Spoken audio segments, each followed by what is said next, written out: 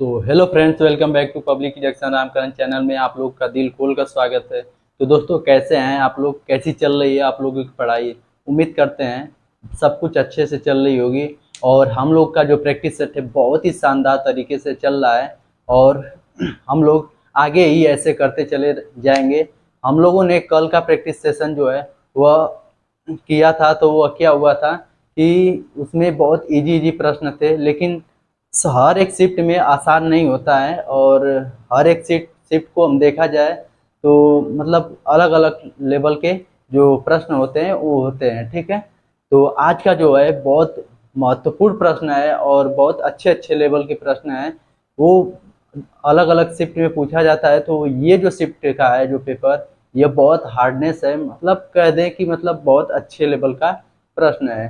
तो चलिए दोस्तों, हम जो है आज का जो प्रैक्टिस सेशन है उसको शुरू करते हैं और बहुत तेजी के साथ हम लोग सॉल्व करेंगे और समझते हुए चलेंगे, ठीक है ना।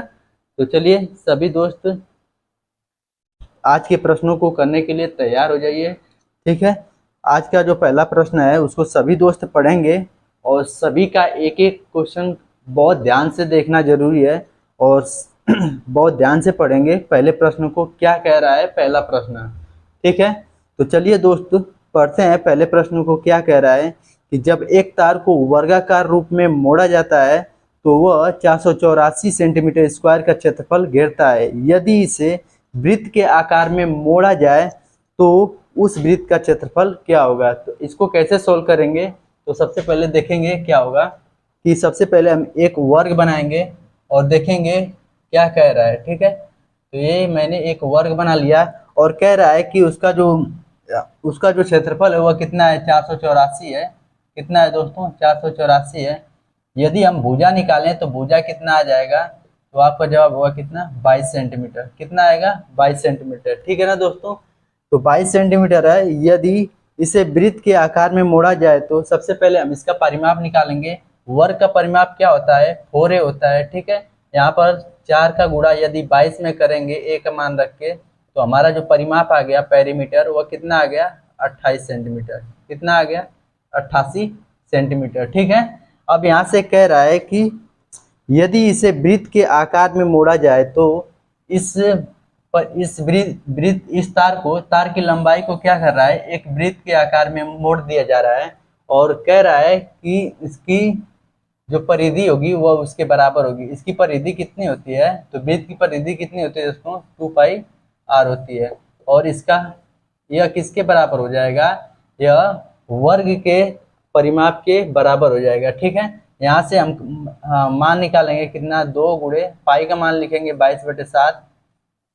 और यहाँ से हम त्रिज्या निकालेंगे और इसका जो लंबाई है वो 88 सेंटीमीटर। यहाँ से काटेंगे, 22 दूनी 44, 44 दूनी 88 होता है। ये साथ जाकर गुणा करेगा तो हमारी यहाँ से त्रिज्या निकल कर आ गई, वो कितनी आ गई, 14 सेंटीमीटर, ठीक है।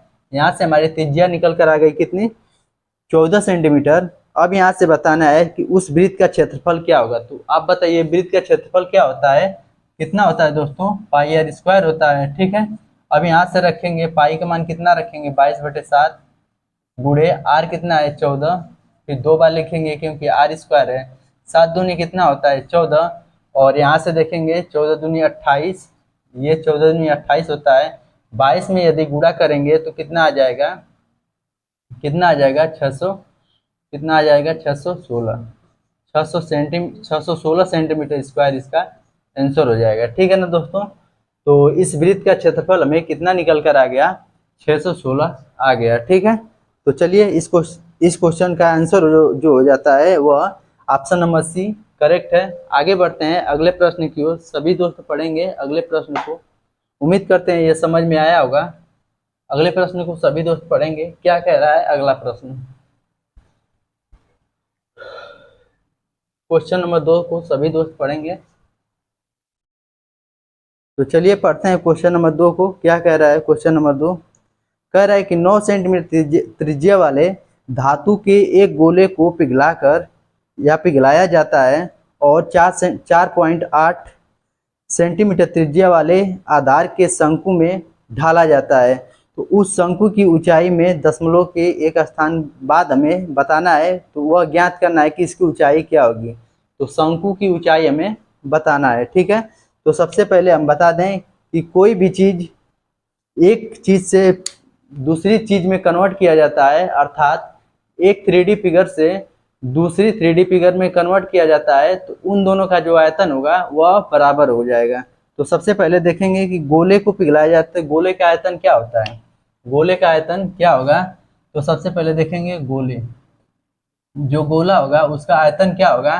तो क्या होगा 4/3 पाई, आर की वैल्यू कितनी दी है यानी त्रिज्या कितनी दी है 9 सेंटीमीटर, इसका क्या होगा क्यू, पाई आर क्यू होता है 4/3 पाई आर क्यू। अब कह रहा है किस में डाला जाता है, तो शंकु में डाला जाता है। तो शंकु का आयतन क्या होगा, यहाँ से देखेंगे शंकु का आयतन क्या होता है 1/3 पाई आर स्क्वायर एच। आर की वैल्यू कितना दिया है 4.8, कितना दिया है 4.8 का स्क्वायर, और ऊंचाई, तो क्वेश्चन में इसकी ऊंचाई ही पूछा है, तो इसका मान हमें ज्ञात करना है। यहाँ से देखेंगे पाई से पाई कट जाएगा, 3 से 3 कट जाएगा, यहाँ से बचेगा कितना 4 गुणे 9 को 3 बार लिखेंगे, 9 गुणे 9 गुणे 9, और यहाँ से आ जाएंगे, ये स्क्वायर है तो इसको 2 बार लिख कर नीचे लाएंगे, कितना हो जाएगा 4.8 गुणे कितना हो जाएगा 4.8। अब यहाँ से देखेंगे ऊंचाई हमें प्राप्त करना है, ठीक है। अब इसको काटेंगे, देखेंगे 1 दशमलव हटाएंगे, ऊपर 1 जीरो लगाएंगे, 1 दशमलव हटाएंगे 1 जीरो और बढ़ा देंगे, ठीक है। अब इसको काटते हैं, 4 से काटेंगे, 4 एकम 4 और 4 दूनी 8 यानी 12 चौकू 48। यहाँ से काटेंगे 3 तिरिके 9 और 3 चौकू 12, ठीक है। अब 4 से काट लेते हैं तो कितने बार कटेगा 25 बार, ठीक है। अब इसको काटेंगे 3 से, तो ये कट जाएगा कितने 16 या 48 बार में। यहाँ से गुणा करेंगे 99 81 हो जाएगा, कितना हो जाएगा 81 गुणे 25 बटे कितना हो जा रहा है 16।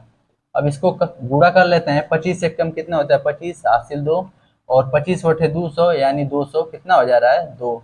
2025 में यदि हम 16 से भाग देंगे तो कितना बार जाएगा, इसको काट के देख लेते हैं कि 16 एकम 16 बचा कितना 4, यहाँ पे 16 दूनी 32 बचा कितना 10, और हो जाता है 105, तो 16 छक 96, 16 छक 96, फिर उसके बाद बचता है कितना 9 बचता है, 16 पचे 80, फिर 16 छक 96 यानी 126.56, अर्थात इसे कह सकते हैं कि 126.6 लिख सकते हैं, ठीक है। इस क्वेश्चन का आंसर जो निकल कर आ जाता है ऑप्शन नंबर सी करेक्ट हो जाता है, ठीक है ना दोस्तों। तो आपको मैं बता दूं कि इसमें कुछ क्वेश्चन में था नहीं, बस आपको फार्मूला याद होना चाहिए, और अगर फार्मूला आपको याद है तो आप सवाल को कर जाएंगे, ठीक है। तो देखिए हमने इसका फार्मूला लिखा, और जो भी उनकी त्रिज्या का मान था हमने उसको पुट किया, और पुट करने के बाद सॉल्व किया। बस कैलकुलेशन आपका मजबूत होना चाहिए, तब आप सवाल को जल्दी से कर पाएंगे, ठीक है। तो चलिए अगले क्वेश्चन की तरफ चलते हैं, क्वेश्चन नंबर 3 की तरफ, ठीक है। सभी लोग बेहतरीन तरीके से पढ़ेंगे क्वेश्चन नंबर 3 को। क्या कह रहा है क्वेश्चन नंबर 3, पढ़ते हैं क्वेश्चन नंबर 3 क्या कह रहा है। ये बहुत खतरनाक प्रश्न है, फ्रैक्शन है लेकिन आप इसे करेंगे तो हो जाएगा, ठीक है। सभी लोग क्या करते हैं, फ्रैक्शन जो होता है इसमें जब मतलब हटके वैल्यू दे देता है तो सभी बच्चे क्या होते हैं क्वेश्चन छोड़कर स्किप करके आगे बढ़ जाते हैं। बल्कि हमें करना नहीं, हमें इस भागना नहीं, हमें इसे करना है, ठीक है। कैसे करते हैं आइए देखते हैं। तो कह रहा है कि ए बी से 23.2% कम है। तो आपको बताना है, यहाँ से देखते हैं कि ए बी से 23.2% कम है, तो आप बताइए 23.2% का मान कितना होगा। आप यहाँ से देखिए प्रतिशत हटाए हैं, बटे 100 लिखे हैं, यहाँ पर दशमलव हटाएंगे तो बटे में 1 जीरो लगाएंगे। यहाँ से काटेंगे, कितना काट रहे हैं देखिए 4 से काटेंगे कितना बार कटेगा 250 बार में। इसको काटेंगे 4 पचे 20, और बचा कितना 3, 4 बटे 32। अब इसे काटते हैं 2 से, तो कितना हो जा रहा है 2 दूनी 4 और 2 9 18। यहाँ से काटेंगे 2 से तो 125 बार में, कितना 125 बार में। तो देखिए यहाँ पर हम रेशियो निकाल लेते हैं ए और बी।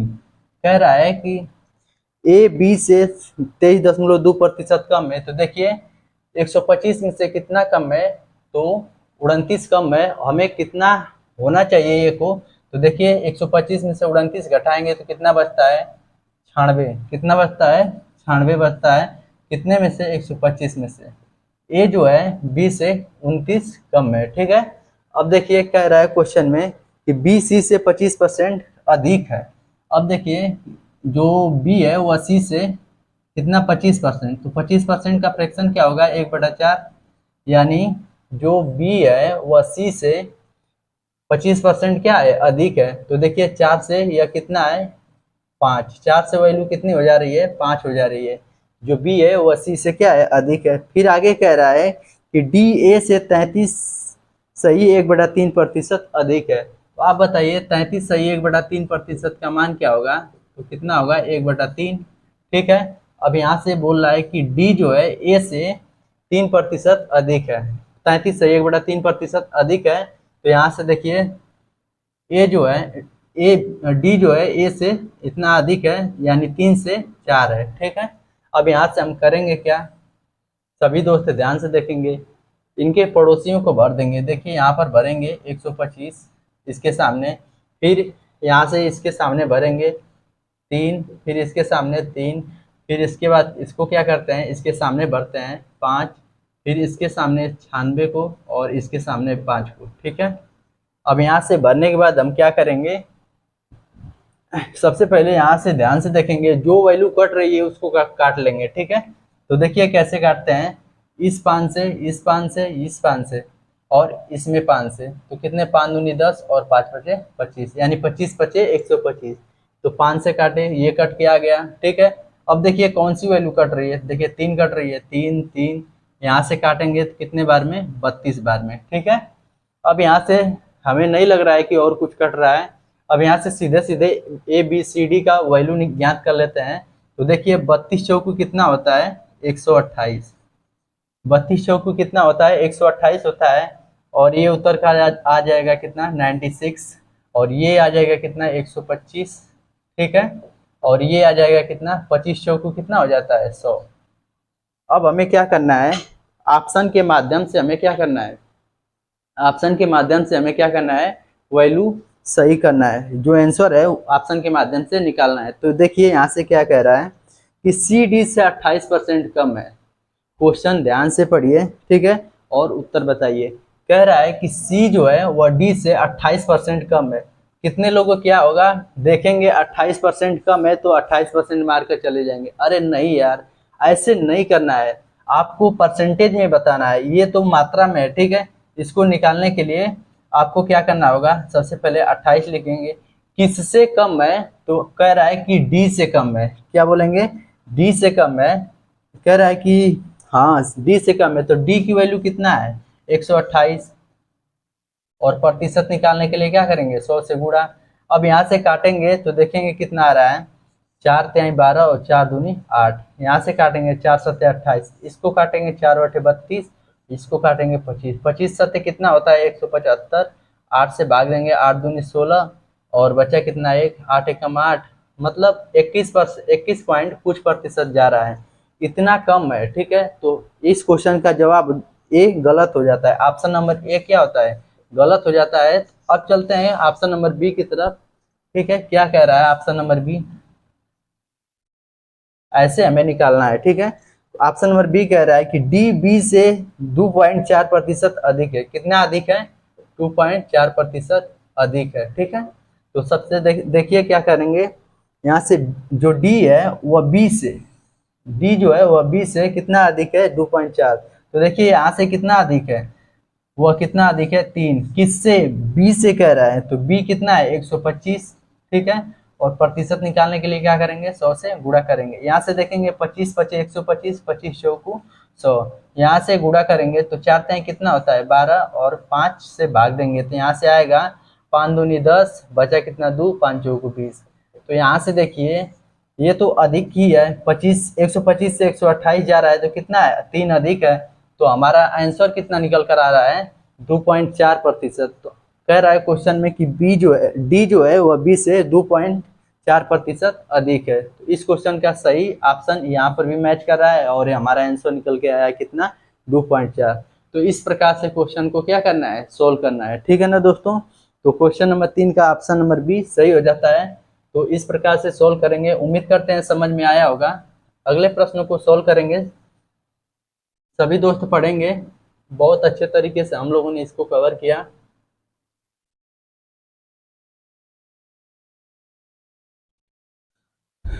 कह रहा है ना दोस्तों, आज का जो प्रश्न है बहुत शानदार रहने वाला है। बहुत अच्छे अच्छे प्रश्न हमने लिया है, ठीक है। और देखिए इसको सोल्व करते हैं क्वेश्चन नंबर 4 को।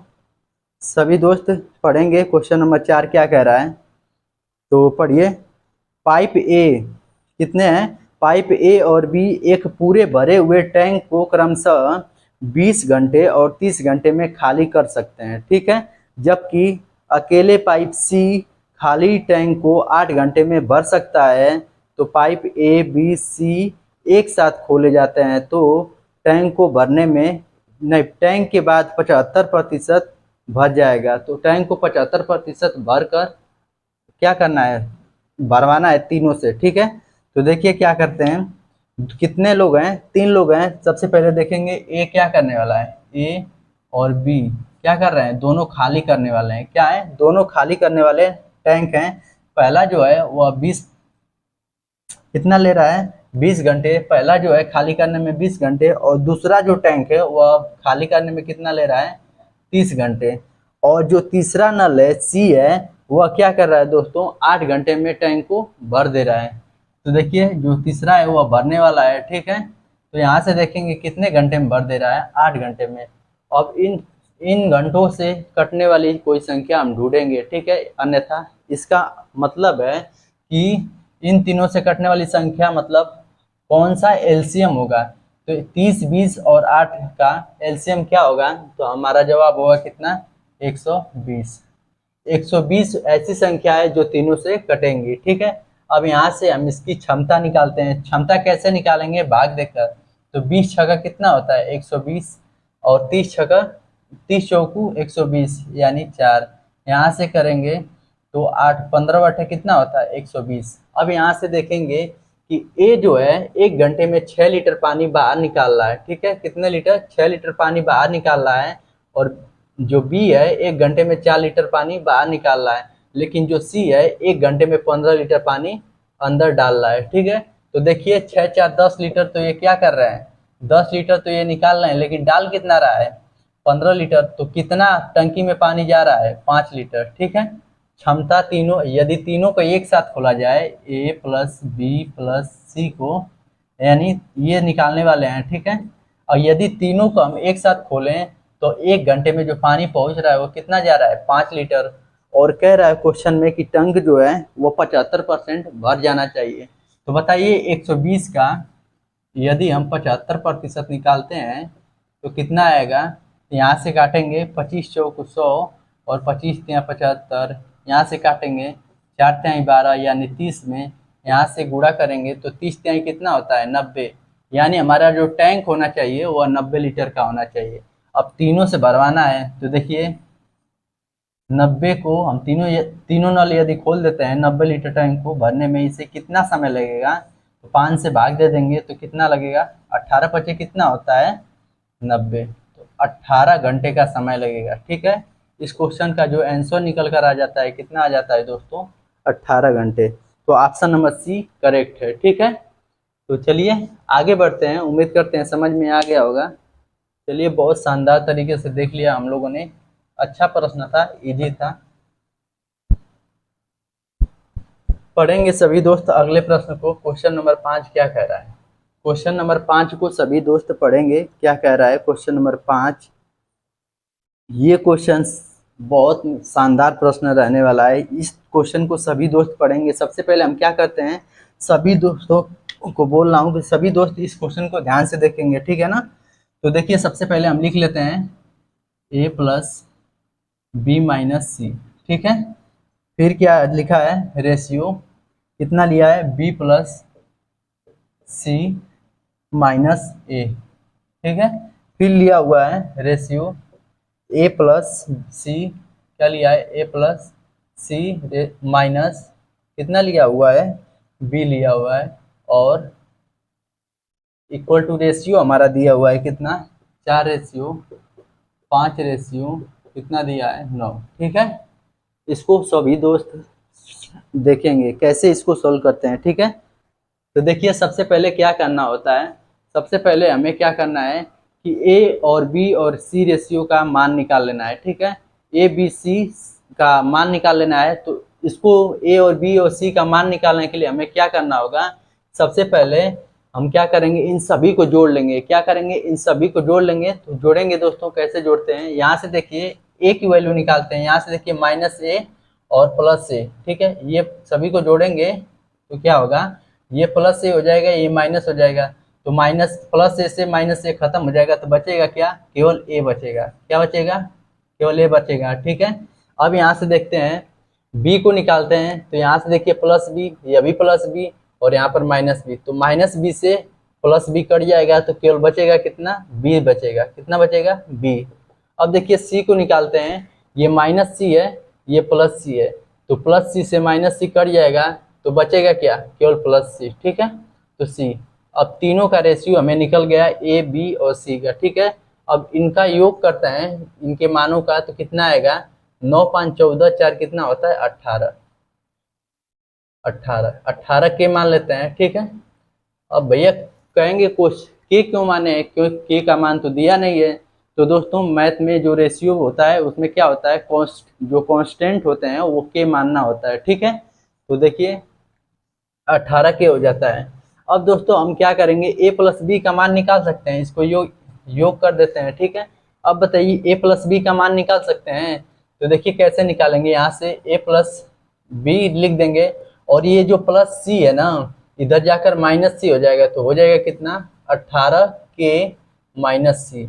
तो a + b का मान कितना आ गया, 18 के -c। ठीक है, तो यहाँ पर हम रखेंगे 18 के -c, a + b की जगह क्या रखेंगे, 18 के -c, और -c पहले से है तो क्या हो जाएगा, सभी दोस्त देखेंगे 18 के -2c, और 18 के -2c का मान कितना दिया है, 4 के।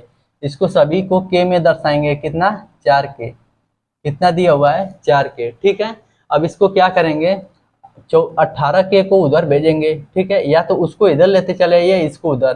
तो 2c का वैल्यू कितना हो जाएगा, ध्यान से देखिएगा, 2c का मान कितना हो जाएगा, ये 4 के इधर आएगा तो माइनस हो जाएगा। 18 के में से यदि 4 के घटाते हैं तो कितना आता है, 14 के। कितना आता है, 14 के। यदि 2 से काटेंगे तो यहाँ पर आ जाएगा कितना, 7 के। तो हमारा यहाँ से c का मान कितना निकल कर आ गया, 7 के। यहाँ पर लिखेंगे c बराबर कितना हो जाएगा, 7 के। ठीक है, इसी प्रकार से हम b का भी मान निकालेंगे और a का भी मान निकालेंगे। ठीक है, तो अब यहाँ से देखते हैं, यदि हम यहाँ से क्या करेंगे, अब इसको हटाते हैं, अब यहाँ पर निकालते हैं हम किसका, यदि हम यहाँ से निकालना चाहें, c का निकल चुका है, अब हम a का निकालना चाहें तो इसका देखिए a को हम उधर भेजेंगे तो क्या होगा, -a हो जाएगा। क्या हो जाएगा, -a हो जाएगा, होगा कि नहीं। यदि हम b + c का मान निकालना चाहें तो a उधर जाएगा तो -a हो जाएगा। तो b + c की जगह हम क्या रखेंगे, -18 के -a। तो -a यहाँ पर भी हो जाएगा, और -a और -a कितना हो जाएगा, 2a, -2a हो जाएगा। तो देखिए 18 के बराबर हो जाएगा। ठीक है, अब यहाँ से देखेंगे -2a बराबर कितना हो जाएगा, 18 के। अब यहाँ से -2a हो गया। अब यहाँ से देखिए इसका वैल्यू कितना दिया है, इस वाले मान का जो वैल्यू दिया है वो कितना दिया है, 5 है। कितना, 5 के दिया हुआ है। ठीक है, अब इसमें से घटाएंगे, अब यहाँ से इसको घटाएंगे तो यहाँ से 2a का मान कितना रखेंगे। ठीक है, यहाँ से 2a का मान हो जाएगा 13 के, और यहाँ से हम a को भेज देंगे, 2 को भेज देंगे तो देखिए 2 बटे में चल जाएगा, तो 13 के बटे कितना हो जाएगा, 2 हो जाएगा। ठीक है, तो a की वैल्यू हमारी कितनी आ गई, 13 के अपान 2 आ गया। ठीक है ना दोस्तों, a का मान आ गया। इसी प्रकार से हम b का मान निकालेंगे। तो देखिए यहाँ से हम इसको मिटाते हैं, अब आगे बढ़ते हैं, a + b + c का मान कितना दिया हुआ है, 18 के, क्योंकि शुरुआत में मैंने निकाला था। अब यहाँ से b का मान निकालेंगे तो a और c की जगह a और c बराबर कितना होगा, a + c का मान निकालेंगे, a + c का मान निकालेंगे तो यहाँ पर हो जाएगा 18k माइनस बी हो जाएगा। अब यहाँ से इसके जगह पर माइनस बी एक और हो जाता है। अगर यहाँ पर हम रख दिया 18k माइनस बी, तो यह माइनस बी बचा है, तो यहाँ पर क्या हो जाएगा -2b। कितना हो जाएगा -2b। अब देखिए क्या करना है, और इसका मान, और जब इतना मान इसको रखेंगे तो इसके बराबर कितना दिया हुआ है 9k दिया हुआ है। कितना दिया हुआ है 9k, ठीक है। यहाँ से 9k दिया हुआ है, और यहाँ से देखिए 2b को हम उधर लेके चले जाते हैं 2b, ठीक है। और 9k को हम इधर लाएंगे तो माइनस आएगा, और 18 में से यदि 9k जाएगा तो कितना बचेगा 9k। अब यहाँ से हम केवल b का मान निकालेंगे तो 9k बटे क्या करेंगे 9k बटे क्या हो जाएगा 2। तो यहाँ से हमारा b का मान कितना आ गया 9k बटे 2 हो जाएगा, ठीक है। तो a और b और c का मान निकल चुका है। अब हम क्या करेंगे, अब सॉल्व करेंगे a ratio b ratio c, तीनों का मान रखेंगे। तो a का मान कितना है दोस्तों, a का मान है दोस्तों 13k बटे कितना है 13k बटे 2, ठीक है। अब b का मान कितना है 9k बटे 2, और c का मान कितना है दोस्तों 7k। कितना है 7k। अब देखिए k से k कट जाएगा, कट गया ना, k से k कट गया। इसको 2 बनाने के लिए बटे में इस ऊपर भी 2 से हम गुणा करेंगे। यहाँ से देखिए आ गया कितना 13 रेशियो 9 रेशियो 14। तो इस क्वेश्चन का जो आंसर निकल कर आ जाता है कितना A ratio B ratio C का जो रेशियो आंसर निकल कर आ जाता है वो कितना आ जाता है 13 9 14, ठीक है ना दोस्तों। तो इस प्रकार से यह क्वेश्चन को लगाया जाता है। तो उम्मीद करते हैं समझ गए होंगे। अगर नहीं समझे हैं तो एक बार पीछे से रिपीट करके देख लीजिएगा, क्योंकि जो नियम है इसी प्रकार से लगाया जाएगा। और अन्यथा कोई अगर आपके पास रूल हो तो आप लोग जरूर उससे लगाएं, क्योंकि जो मैं जानता था इसी नियम से इसको बता दिया, ठीक है। तो चलिए दोस्तों, हम नहीं चाहते हैं कि एक भी क्वेश्चन छोड़वाते चलें। हम चाहते तो इस क्वेश्चन को स्किप भी करवा सकते थे, लेकिन नहीं, हमें हर एक क्वेश्चन से रूबरू होना है, ठीक है, और हर एक क्वेश्चन को करते चलना है। तो चलिए आगे बढ़ते हैं अगले प्रश्न की तरफ, क्वेश्चन नंबर 6 को। इस क्वेश्चन का ऑप्शन नंबर कौन था, ऑप्शन नंबर डी मैच कर रहा था, ठीक है। तो अगले प्रश्न को सभी लोग पढ़ेंगे।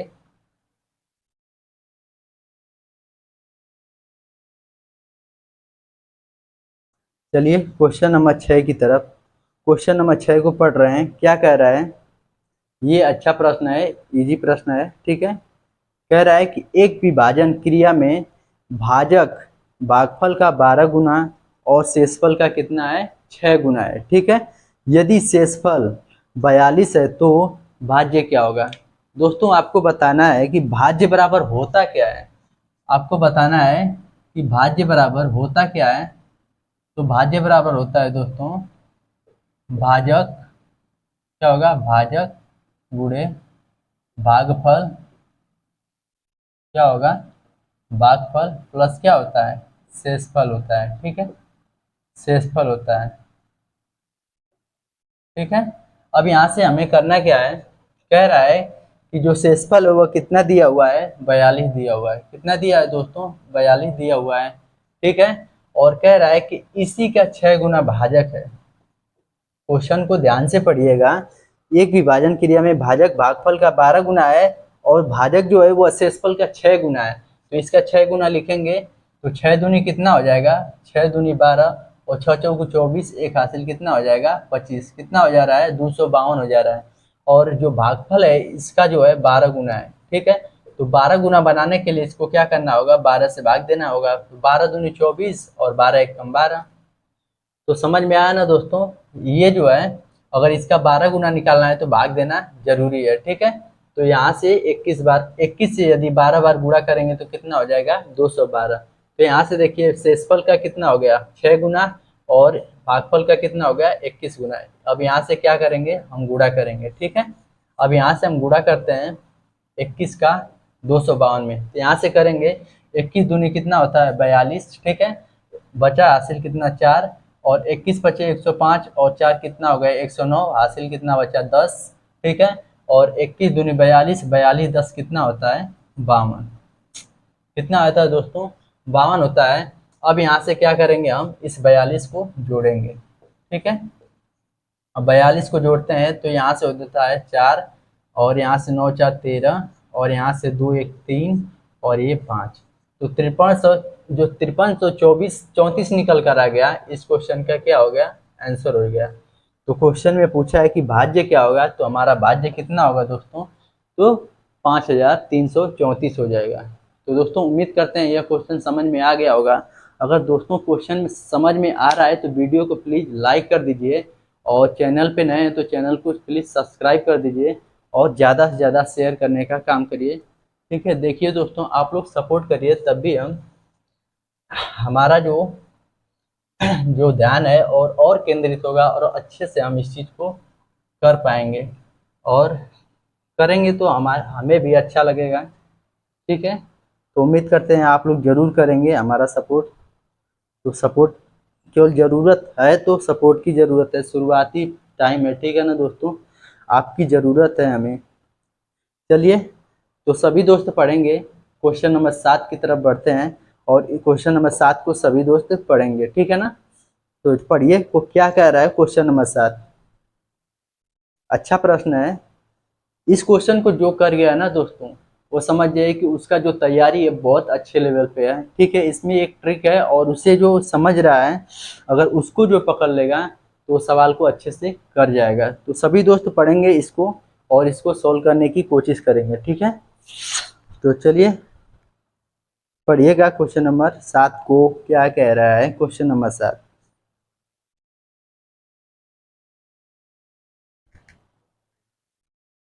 तो चलिए दोस्तों पढ़ते हैं। क्वेश्चन नंबर 7 क्या कह रहा है। कह रहा है दोस्तों कि एक वस्तु के मूल्य में प्रतिवर्ष 20% की वृद्धि होती है। ठीक है, यदि तीसरे वर्ष और चौथे वर्ष के अंत में मूल्यों के बीच का अंतर 180 है, तो पहले वर्ष के अंत में इसका मूल्य क्या होगा। तो दोस्तों जो दूसरी लाइन है ना, यही हमें हिंट करती है हमें सवाल को करने की। कह रहा है कि यदि तीसरे वर्ष और चौथे वर्ष के अंत में इनके मूल्यों का जो अंतर है वह कितना है, 180 है। तो चलिए दोस्तों समझते हैं कैसे करते हैं इसको। एक वस्तु के मूल्य में प्रति वर्ष क्या कर रहा है, 20% की वृद्धि कर रहा है। तो हम क्या करेंगे, एक वस्तु को मान लेंगे क्या, ए। ठीक है, ए मान लेते हैं, और यहाँ से क्या करते हैं, 20% की वृद्धि करते हैं। कितने वर्ष की बात कहा है, तो 4 वर्ष की। ठीक है, अब यहाँ से 20% की वृद्धि करेंगे तो 120 बटे कितना हो जाएगा, 100 पहले वर्ष। दूसरे वर्ष क्या कर रहा है, 120 बटे क्या करेंगे, 100 बटे 100, और तीसरे वर्ष भी क्या होगा, 120 बटे 100 हो जाएगा। लेकिन दोस्तों तीसरे वर्ष और चौथे वर्ष, तीसरे वर्ष और चौथे वर्ष का जो अंतर है वही हमें कितना दिया हुआ है, 180 दिया हुआ है। तो हम क्या फिर भी अब यहाँ पे क्या करें, हम फिर भी 120 बटे 100 लिख दें, नहीं, हमें ऐसा नहीं करना है। हमें जब अंतर पूछा है तो हमें क्या करना है, केवल 20% ही लिखना है। इस बात को आप लोग नोट करके लिख लीजिए कि जो हमें जब भी 2 वर्ष या 3 वर्ष का अंतर दिया हो, या 3 वर्ष 4 वर्ष का, तो जो लास्ट वर्ष होगा उसमें केवल जितने प्रतिशत का होगा उतने ही प्रतिशत हम निकालेंगे। ठीक है, तो यहाँ से देखिए हम अब इसको सोल्व करते हैं। कैसे करेंगे इसको सोल्व, आइए देखते हैं। ठीक है, अब यहाँ से काटेंगे, 20 छक्का 120, 20 पचे 100, 20 पचे 100, और 20 छक्का 120, 20 छक्का 120, 20 पचे 100। यहाँ से काटेंगे 20 पचे 100। अब यहाँ से क्या करेंगे, इसको काटेंगे 6 3 18। ठीक है, इसको काटेंगे 6 पचे 30। ठीक है, अब कितना हो गया, अब इसको क्या करेंगे, सबको गुणा करेंगे। देखिए 5 गुणे 5 गुणे 5 गुणे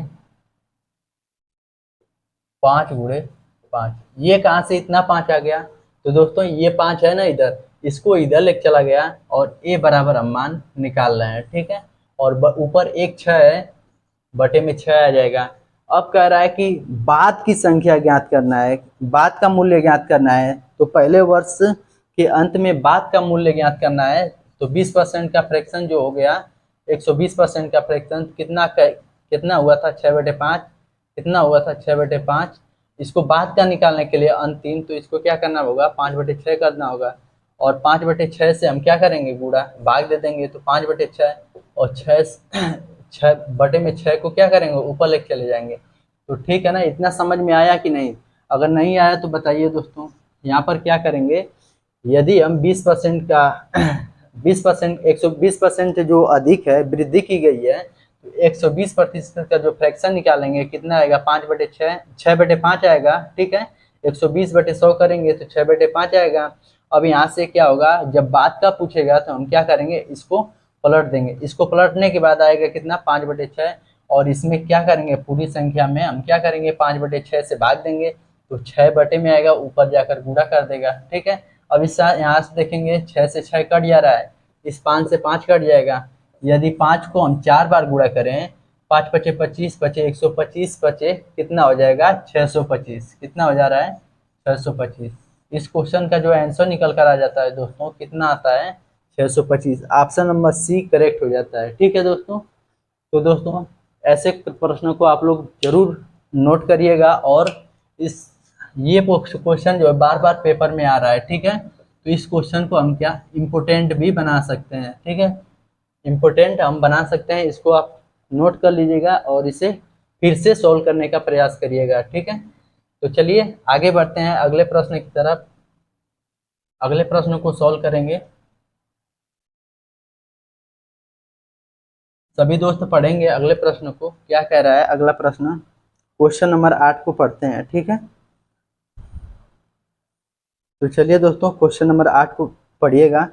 कह रहा है कि समान वार्षिक साधारण ब्याज की दर पर, कह रहा है कि समान वार्षिक साधारण ब्याज दर पर कोई धनराशि 3 वर्षों के बाद 9,036 और 7 वर्षों के बाद 11,484 हो जाती है। ठीक है, उसी धनराशि का उसी ब्याज दर पर 3 से 1/3 वर्षों में साधारण ब्याज क्या होगा। तो सबसे पहले इसको निकालते हैं। कैसे निकालेंगे दोस्तों, समान वार्षिक साधारण ब्याज कहा है, तो देखिए क्या है कि 3 वर्षों में कितना है, 9,000। तो देखिए यहाँ से 3 वर्ष में कितना हो जा रहा है, 9,036। ठीक है, फिर कह रहा है कि 7 वर्षों में, कह रहा है कि 7 वर्षों में 11,484 हो जाती है। यहाँ से देखिए 4 वर्ष और जोड़ेंगे, 3 वर्ष यहाँ, 4 वर्ष यहाँ, यानी 7 वर्ष में कितना हो जा रहा है, 11,484 हो जा रही है। ठीक है, अब यहाँ से देखेंगे कि 4 वर्ष का यहाँ से ब्याज कितना लगा, यहाँ से ब्याज कितना लगा 4 वर्षों का, तो कितना हो जाएगा, यहाँ से हम अंतर निकालते हैं। यहाँ से देखेंगे 14 में से 6 जा कितना हो जाएगा, 8। कितना हो जाएगा, 8। यहाँ से बचा 7, 7 में से 3 जा कितना होगा, 4। यहाँ से बचा 4, 4 में से 0 जा कितना आएगा, 4। 11 में से 9 जा कितना आएगा, 2। यह 4 वर्षों का ब्याज जो है वह 2448 है। तो 1 वर्ष का ब्याज जो होगा वह कितना होगा, तो 1 वर्ष का ब्याज जो हो जाएगा 4 × 24 और 4 × 4, 4 दूनी 8। कितना हो जाएगा 1 वर्ष का ब्याज, वह कितना हो जाएगा दोस्तों, वह हो जाएगा 612। तो बताइए कि 3 वर्ष का कितना होगा। तो 3 वर्ष का ब्याज निकालने के लिए क्या करेंगे, इसमें 3 से गुणा करेंगे। तो 3 दूनी 6, 3 × 1 = 3 और 3 × 6 कितना होगा, 18। कितना होगा दोस्तों, 3 × 6 = 18, यानी 3 वर्ष का जो ब्याज निकल कर आ गया वह कितना आ गया, 1836 आ गया। यदि हम 9,036 में से हम 1836 घटा देंगे तो हमारा जो ये मिश्र धन है, ये ब्याज है, यदि हम इसको घटाएंगे तो हमारा क्या निकल कर आएगा, मूलधन। ठीक है, यहाँ से इसको घटाएंगे तो क्या आएगा, मूलधन। यहाँ से हम मूलधन निकालते हैं, 6 में से 6 0, 6 में से 6 जा 0, 3 में से 3 जा 0। यहाँ से हासिल लेंगे 10, 10 में से 8 जाएगा 2 और यहाँ से बचेगा 8, 8 में से 1 जाएगा कितना, 7। तो हमारा जो मूलधन निकल कर आ गया कितना आ गया, 7200। ठीक है, अब यहाँ से हम दर प्रतिशत निकालते हैं। कैसे निकालेंगे दर प्रतिशत, तो 1 वर्ष का ब्याज कितना है, 612। ब्याज किस पे लगता है, मूलधन पे, तो 7200। और प्रतिशत निकालने के लिए क्या करेंगे, 100 से गुणा, 2 0 से 2 0, 12 × 6 = 72, 12 × 5 = 60, 12 × 1 = 12, 51, 3 दूनी 6 और 17 यहाँ 51। तो हमारा दर प्रतिशत कितना निकल कर आ गया, 17/2%। ठीक है, कह रहा है कि उसी धनराशि पर उसी ब्याज दर पर, धनराशि कौन सी है, ये वाली। ठीक है, दर कितना है, ये वाला, और जो समय दिया है कितना 3 सही 1/3, इसको सॉल्व करेंगे तो 10/3 हो जाएगा। ठीक है, तो कह रहा है कि इस साधारण ब्याज क्या होगा। साधारण ब्याज क्या होता है, SI बराबर क्या होता है PRT/100। तो PRT कितना है, P कितना है मूलधन 7200। सभी दोस्त ध्यान से देखेंगे 7200, और हमारा जो दर है वह कितना है 17/2। कितना है 17/2। अब यहाँ से देखेंगे समय कितना है 10/3 है, और बटे क्या करेंगे 100। अब यहाँ से इसको सॉल्व करते हैं तो हमारा जो साधारण ब्याज निकल कर आ जाएगा कितना आ जाएगा, 100 से 100 काट देंगे। ठीक है, 2 जीरो से 2 जीरो खत्म। यहाँ से काटेंगे 3 दूनी 6 और 12 छाक 72। यहाँ से 12 का गुणा करेंगे तो 1 जीरो ये उतर जाएगा। ठीक है, अब यहाँ से गुणा करेंगे 12 सत्ते कितना होता है 84। 12 सत्ते कितना होता है 84, हासिल कितना 8, 12 एक कम 12, 12 8 कितना होता है 20। तो यहाँ से जो हमारा साधारण ब्याज निकल कर आ गया दोस्तों, कितना आ गया 2040। तो दोस्तों उम्मीद करते हैं समझ में आया होगा। ठीक है, देखिए आज का जो प्रश्न है ना, सही में बोल सकते हैं आज का जो प्रश्न है काफ़ी इम्पोर्टेंट प्रश्न है। इसको सभी दोस्त एक बार फिर से करेंगे और समझेंगे क्वेश्चन को। ठीक है ना, तो एक बार फिर से आप लोग कर लीजिएगा। ठीक है, आगे बढ़ते हैं अगले प्रश्न की तरफ। इस क्वेश्चन का आंसर जो है 2040 था, ऑप्शन नंबर डी करेक्ट था। ठीक है, चलिए आगे बढ़ते हैं अगले प्रश्न की तरफ। सभी दोस्त अगले प्रश्न को पढ़ेंगे, क्वेश्चन नंबर 9 को। क्वेश्चन नंबर 9 को पढ़ेंगे। क्या कह रहा है क्वेश्चन नंबर 9, कह रहा है कि जब चक्रवृद्धि ब्याज वार्षिक के आधार पर हो तो 3500 की धनराशि x% प्रतिवर्ष की दर से 2 वर्षों से में बढ़कर 4235 हो जाती है। वही धनराशि 2.5 वर्षों तक 2x% प्रतिवर्ष वार्षिक चक्रवृद्धि ब्याज की दर पर बढ़कर कितनी हो जाएगी। तो दोस्तों जब भी क्वेश्चन में दिया रहता है कि हो जाएगी तो आपको समझ जाना है कि मिश्र धन दिया हुआ है। ठीक है, जब हो जाएगी की बात करें तो मिश्र धन दिया हुआ है, ये आपको समझ जाना चाहिए। तो देखिए इसको हम क्या करेंगे, रेशियो निकालेंगे मूलधन और अमाउंट का, यानी प्रिंसिपल और अमाउंट का हम क्या करते हैं ऐसे प्रश्न में क्या करेंगे, दोनों का हम रेशियो निकालेंगे। तो देखिए अगर 2 वर्ष का रहेगा तो वर्गमूल निकालेंगे, अगर 3 वर्ष का रहेगा तो हम क्या करेंगे घनमूल निकालेंगे। तो देखिए अमाउंट और प्रिंसिपल का क्या करते हैं हम रेशियो निकालते हैं। तो यहाँ पर कितना दिया हुआ है 2 वर्ष का है। अब देखिए अमाउंट कितना दिया हुआ है तो 4235 दिया हुआ है। कितना दिया हुआ है 4235। ठीक है ना, और यहाँ पर मूलधन कितना दिया हुआ है 3500। कितना हुआ दिया हुआ है दोस्तों 3500। अब इसको काटते हैं, 7 से काटिए, 7 पचे 35, 500 बार यहाँ से काटेंगे 7 छक 42 और 0 7 पचे 35। इसको काटते हैं किससे 5 से, तो 5 एक कम 5, 5 दूनी 10 और 5 एक कम 5। यहाँ से काटेंगे 100 बार में।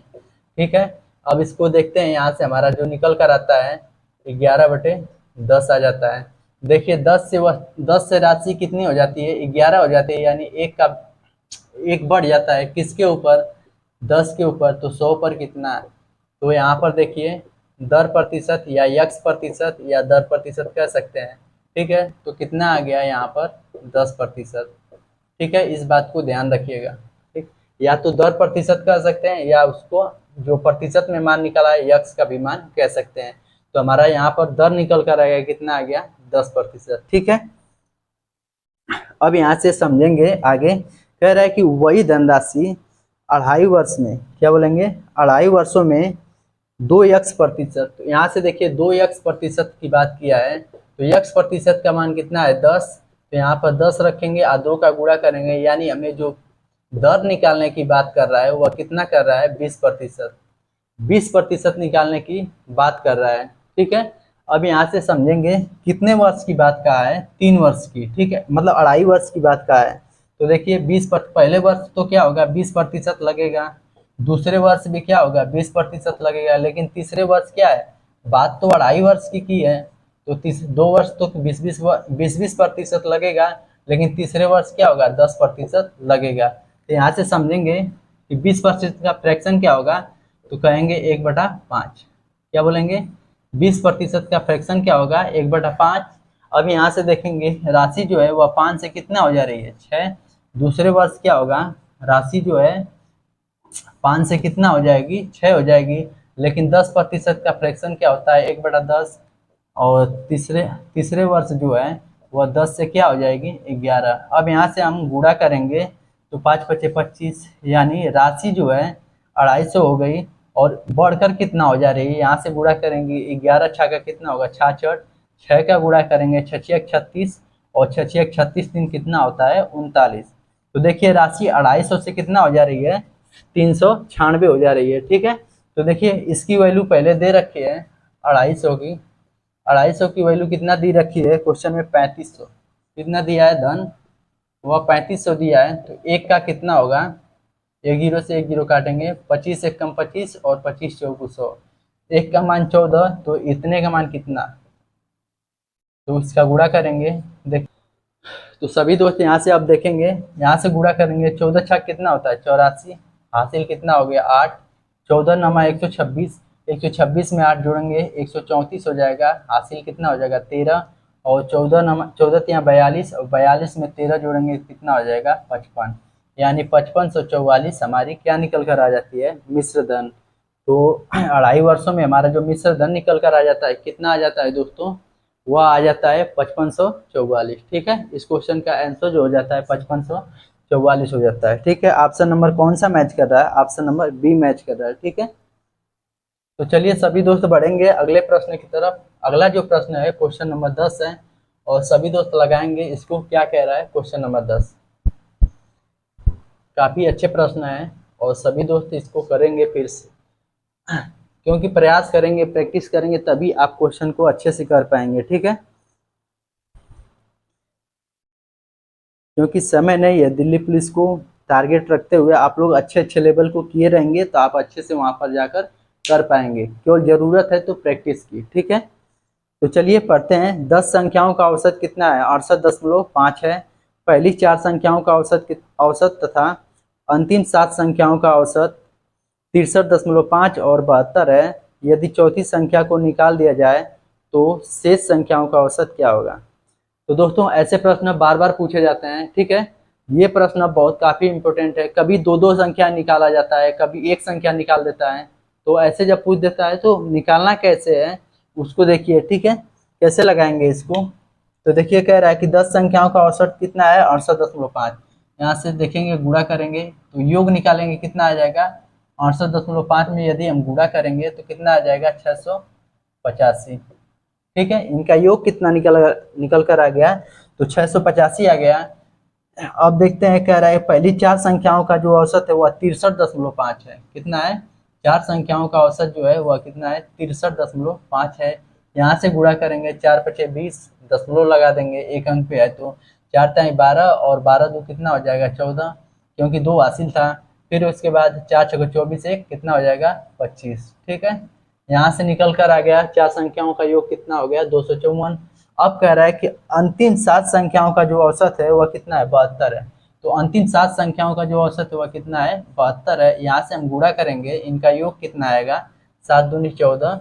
ठीक है, 7 7 49, एक कितना हो जाएगा, 50। ठीक है, इनको जोड़ेंगे तो 4 4 8, ये हो जाएगा 5, ये हो जाएगा 7, यानी कितना हो जा रहा है, 758। तो 7 4 11 संख्याओं का जो औसत योग निकल कर आ गया वो कितना आ गया, 1158 आ गया। ठीक है, 758 आ गया 11 संख्याओं का योग।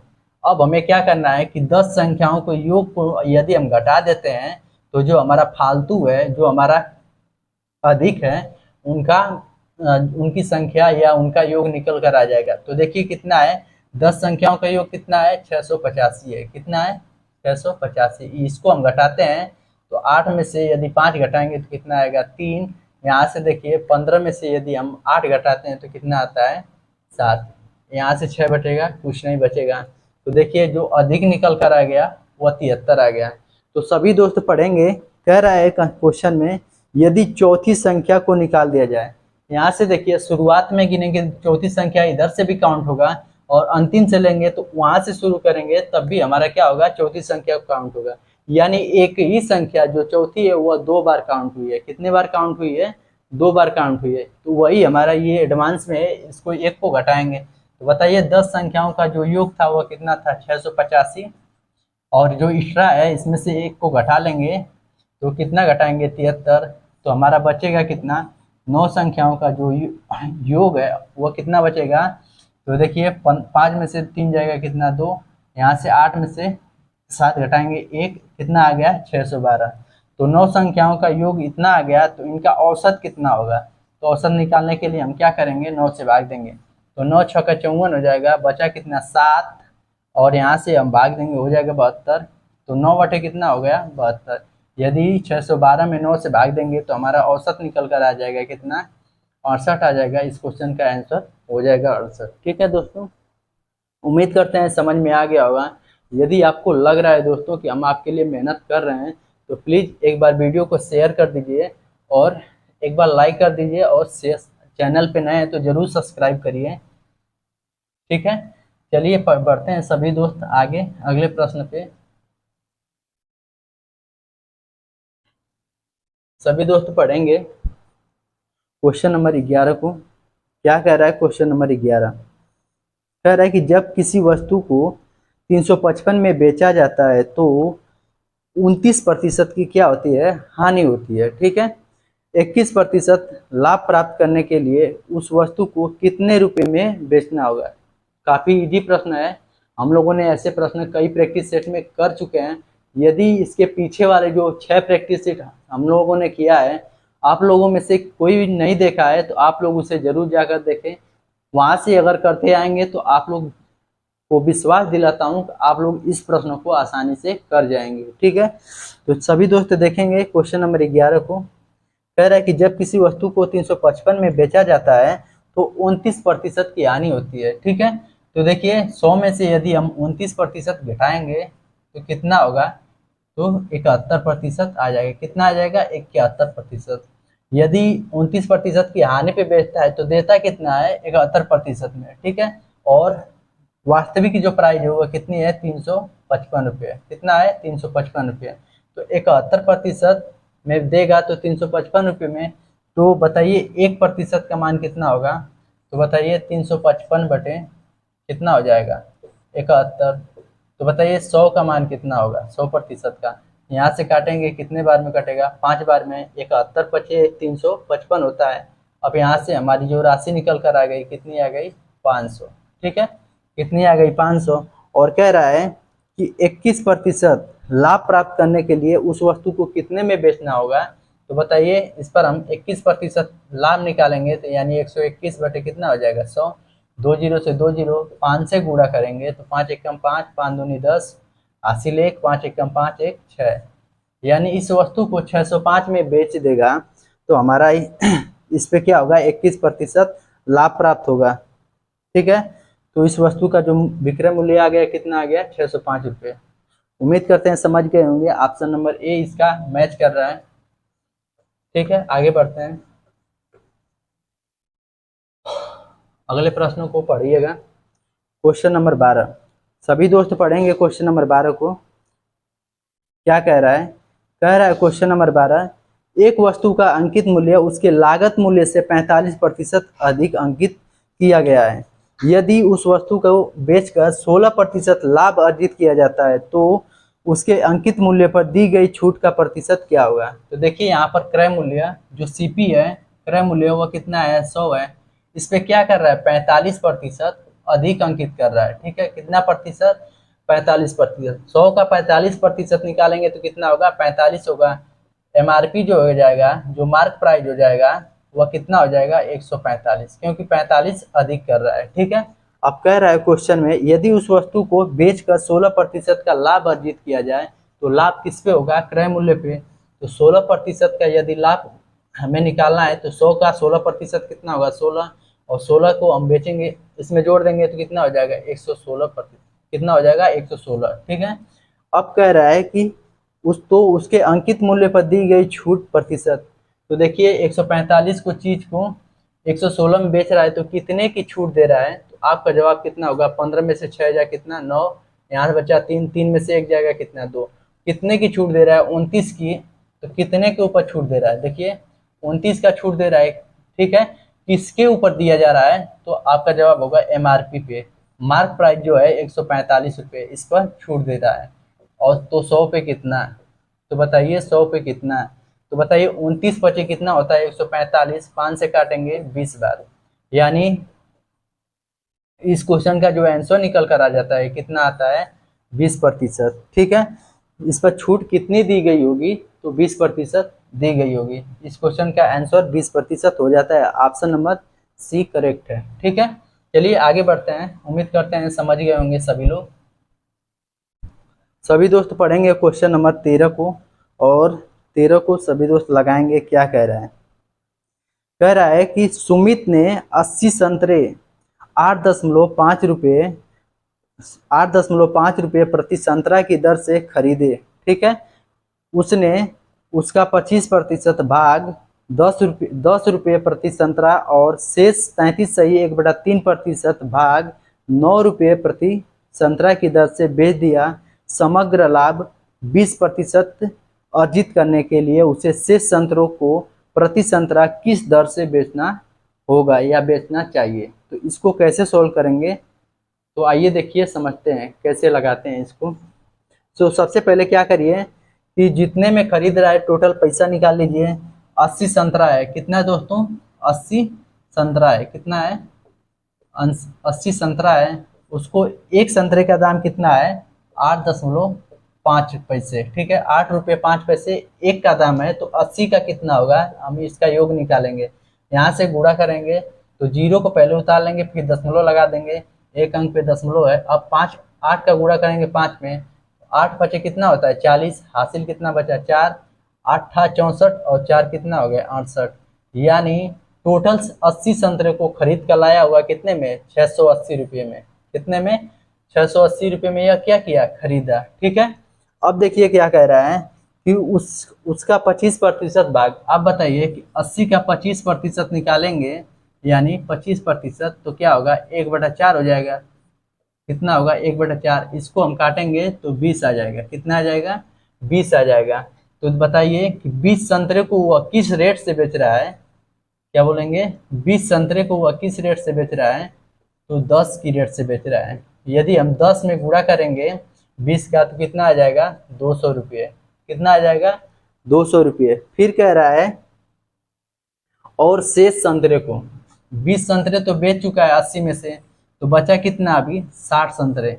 शेष संतरे को 33 सही 1/3%, 33 सही 1/3% का जो मान होता है वह 1/3 होता है, ठीक है। अब यहाँ से काटेंगे तो यहाँ भी हमारा क्या होगा 20 संतरे लेगा। अब यहाँ से देखिए फिर 20 संतरे को बेच रहा है, लेकिन 20 संतरे को अब जो बेच रहा है वह 9 रुपये प्रति संतरा बेच रहा है। एक संतरे का दाम 9 रुपये, तो 20 संतरे का दाम कितना होगा 180, 20 नमा 180। अब देखते हैं कितना संतरा बेच चुका है, कितना संतरा बेच चुका है, तो 40 संतरा बेच चुका है 80 में से, तो इनका टोटल पैसा कितना हो गया, जोड़ेंगे कितना होगा 380 रुपये, ठीक है 380 रुपये। फिर कह रहा है कि समग्र लाभ 20% अर्जित करने के लिए, तो समग्र लाभ अब बताइए कि 680 रुपये है, समग्र लाभ कितना है 680 रुपये, ठीक है। इस पे क्या कर रहा है 20% का क्या कर रहा है लाभ करना है, लाभ प्राप्त करना चाह रहा है। इस पर क्या करना चाह रहा है 20% का लाभ प्राप्त करना चाह रहा है। तो यहाँ पर देखिए 120/100 करेंगे, 1 0 से 1 0 काटेंगे, 1 0 से 1 0, ठीक है। अब गुणा करेंगे तो 12 कितना होता है 96, हासिल कितना हो गया 9, और 12 छक 72, 9 कितना होता है 72, 9 कितना होगा 81, ठीक है।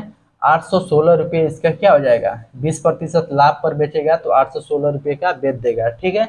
अब कह रहा है क्वेश्चन में कि ये कितने का हो गया, ये जो है 816 रुपये, ये 80 संतरों का मूल्य हो गया। अब यहाँ से हम इसको लिखते हैं 816, ध्यान रखिएगा 80 संतरे का जो विक्रय मूल्य निकल कर आ गया वह कितना आ गया 816 रुपये, ठीक है। तो 40 संतरे को ये तो पहले बेच चुका है, तो 40 संतरे को यहाँ से घटाएंगे तो बचेगा कितना 40 संतरे, और यहाँ से इसको पैसे को घटाएंगे कितना 380 को, तो बचेगा कितना 6 में से 6 जाएगा जी 6, यहाँ से हासिल लगा 11 हो जाएगा, 11 में से यदि 8 जाएगा तो कितना बचेगा 3 बचेगा, यहाँ बचा 7, 7 में से यदि 3 घटाएंगे तो कितना बचेगा 4। यानी अभी 40 संतरों का अभी जो विक्रय मूल्य पड़ा हुआ है वह कितना है 436 रुपये। अब कह रहा है इसे बेचवा दो। अब बेचवा दो तो बताइए कि एक संतरे का जो मूल्य होगा अब वह कितना होगा। तो अब देखिए इसको कैसे सोल्व करते हैं। 436 बटे कितना हो जाएगा 40। 40 को हम अलग कर देते हैं 4 गुणे 10 के रूप में, ठीक है। अब यहाँ से काटेंगे 4 एक कम 4 और यहाँ से भाग देंगे तो 4 नमा 36 हो जाएगा, ठीक है। 109 में यदि 4 का गुणा करेंगे तो 436 हो जाएगा और बटे कितना है 10। अब यहाँ से इसको काटेंगे तो हमारा कितना आ जाएगा 10.9, यानी 10 रुपये 90 पैसा में हम क्या करेंगे अब एक संतरे को बेचेंगे। तो यहाँ से हमारा आंसर निकल कर आ गया, ऑप्शन नंबर सी करेक्ट हो जाता है, ठीक है। उम्मीद करते हैं यह समझ में आ गया होगा। समझ में आ गया है तो आगे अगले प्रश्न को पढ़िएगा। क्वेश्चन नंबर 14 सभी दोस्त पढ़ेंगे। क्वेश्चन नंबर 14 को क्या कह रहा है। क्वेश्चन नंबर 14 पढ़ते हैं। क्वेश्चन नंबर 14 को क्या कह रहा है।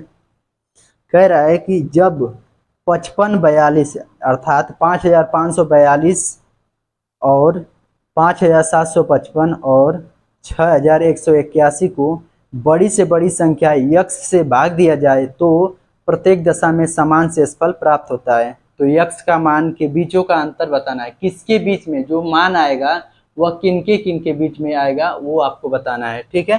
तो देखिए कौन कौन सा है। 5542 क्या है 5542। दूसरा मान दिया है 5755। कितना है 5755 दिया हुआ है। तीसरा जो दिया हुआ है वह 6181 दिया हुआ है। 6181 दिया हुआ है।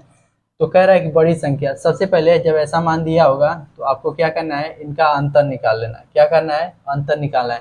तो देखिए 5 में से यदि 3 जा रहा है तो कितना 2 बचेगा। 2 जाएगा तो कितना बचेगा 3 बचेगा। यहाँ बचा 5 में से यदि 4 जाएगा तो कितना बचेगा 1। यहाँ 7 में से 5 जाएगा तो कितना बचेगा 2, ठीक है। 5 से 5 कट जाएगा, यानी इसको घटाने पर कितना प्राप्त हुआ 213। अब यहाँ से इसको घटाते हैं 11 में से यदि 5 जाएगा तो कितना बचेगा, एक हाथ से लगा 11 में से 5 जाएगा तो कितना बचेगा 6, ठीक है। यहाँ से बचा 7 में से 5 जाएगा तो कितना बचेगा 2। यहाँ बचा एक हाथ से लगा तो कितना होगा 11 में से 7 जाएगा तो कितना बचेगा 4। अब यहाँ से देखेंगे, यहाँ से अब हम क्या करेंगे मसा को निकालेंगे, ठीक है। इसका मसा क्या हो जाएगा आप बताइए। 213 और 426 का मसा क्या हो जाएगा।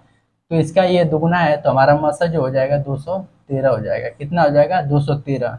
क्वेश्चन में पूछा क्या है कि यक्ष का मान के बीच में है। तो आप देखिए ऑप्शन में देखिए कि 200 और 220 दिया हुआ है, 180 और 200 दिया हुआ है, और 160 और 180 दिया हुआ है, और 220 और 240 दिया हुआ है। तो आप बताइए कि किसके बीच में यह 213 आएगा। तो आपका जवाब होगा कितने में 200 और 220 के बीच में यह 213 आएगा, ठीक है। तो इस क्वेश्चन का आंसर जो हो जाता है ऑप्शन नंबर ए करेक्ट हो जाता है, ठीक है। तो चलिए दोस्तों हम लोगों ने 14 क्वेश्चन को सॉल्व किया और एक क्वेश्चन आपके लिए होमवर्क के लिए दिया जा रहा है। ये बोल दिया जाए कि घर के लिए कैप्सूल जो है क्वेश्चन नंबर 15 आप लोग क्या करिए होमवर्क के रूप में, क्या बोलेंगे होमवर्क के रूप में आप लोग इसे कर हमें कमेंट बॉक्स में ज़रूर बताएंगे, ठीक है। कमेंट बॉक्स में ज़रूर इसका आंसर बताएंगे, क्योंकि आप लोग बताइए कि जो क्वेश्चन है ये बार वाला प्रश्न है। आप लोग सिंप्लीफिकेशन का जो प्रश्न है बार बार क्वेश्चन दिल्ली पुलिस में दिया जाता है और इसे लोग नहीं करते हैं। क्यों नहीं करते हैं, क्योंकि प्रैक्टिस नहीं होती है। अगर प्रैक्टिस होती तो आप लोग जरूर करते, क्योंकि समय ये लगता है। ये जो बोर्डमास का नियम है इसमें रूल लगाया जाता है। अगर आप लोग इस पर प्रैक्टिस नहीं करेंगे तो नहीं कर पाएंगे। तो आज आप लोग क्या करिए अभी से इसका प्रैक्टिस करना स्टार्ट कर दीजिए, ठीक है दोस्तों। तो उम्मीद करते हैं आज का जो प्रैक्टिस है आप लोग को पसंद आया होगा। अगर पसंद आया है तो वीडियो को लाइक कर दीजिए और चैनल पे नए हैं तो चैनल को सब्सक्राइब कर दीजिए और ज़्यादा से ज़्यादा शेयर कर दीजिए। तो चलिए दोस्तों मिलते हैं नेक्स्ट प्रैक्टिस सेट के साथ और नेक्स्ट वीडियो में। तब तक के लिए जय हिंद जय भारत।